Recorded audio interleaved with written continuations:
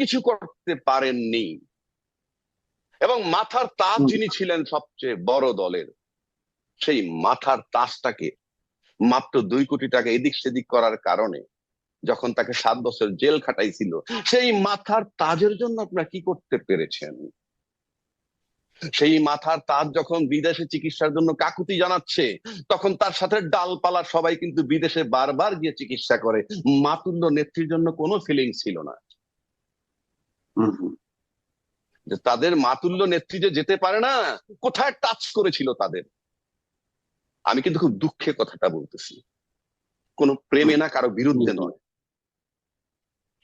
খালেদা জিয়া একজন অসাধারণ মহিলা, আপসীর নেত্রী তাকে বলা হয়।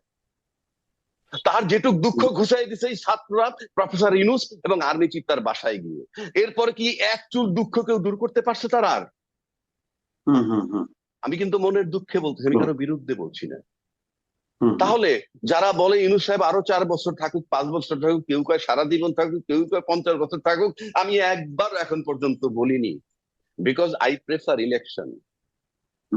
আমি একজন গণতান্ত্রিক মানুষ হিসেবে আমি ইলেকশন প্রেফার করি। ইউনূস সাহেব যোগ্য লোক, কিন্তু দেবতা নন। তারও ভুল হইতেছে বা হইতে পারে, কিন্তু যারা তাকে রাখতে চান না, চ্যালেঞ্জ, এই লোক অযোগ্য, নির্বাচন পর্যন্ত আরেকটা লোক আনেন না।